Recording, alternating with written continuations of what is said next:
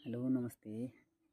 अस्ति नै Hong Kong सिक्सेसको क्यानले list निकालेको छ जसमा शरद भेष्वाकर क्याप्टेन रहेका छन्।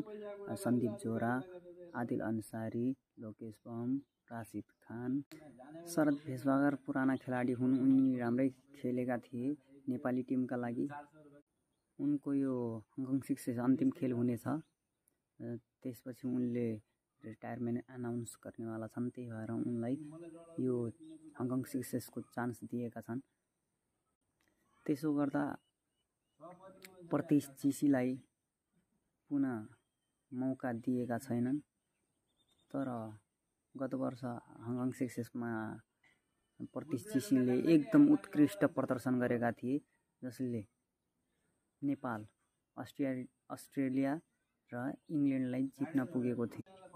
तर पनि शरद भेष्वाकरलाई टिममा त लिए, क्याप्टेन चाहिँ नदिनुपर्ने हो।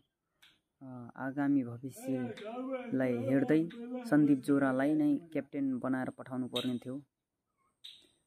तर पनि आशा छ, एकदम उत्कृष्ट प्रदर्शन गर्नुहुनेछ भन्ने आशा छ।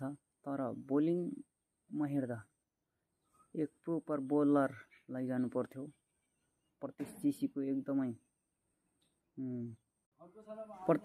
एकदमै कमी महसुस हुनेछ त्यहाँ हङकङ सिक्सेसमा। नेपालले यसपालि साउथ अफ्रिका र अफगानिस्तानसँग खेल्नेछ। योपालि साउथ अफ्रिकासँग बदला लिने पुरा चान्स हुनेछ। हार्ड हिटर पनि राम्रा छन्। आदिल आलम हाम्रा 3 वर्षपछि पुनः आगमन गर्नुभएको छ। त्यस्तै लोकेश बम, राशिद खान, आदिल आलम एकदमै लयमा पनि रहेका छन्, जसमा भारतको असममा उनले राम्रै प्रदर्शन गरेका थिए। त्यस्तै अहिले ओमानको कन्डिसनमा पनि उनले राम्रै हानेका थिए, जसमा छक्का पनि भरपुर लगाएका थिए।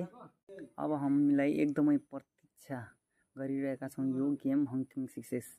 आगामी नोभेम्बर 7 देखि 9 हुने यो हङकङ सिक्सेसमा नेपालले एकदमै उत्कृष्ट प्रदर्शन गर्छ भन्ने आशा भरोसा राखेका छौँ। दर्शकहरू हामी एकदम साथ सपोर्ट गर्ने नै छौँ। मेरो यो च्यानल लाइक र सब्सक्राइब गरिदिनु होला है साथीहरू।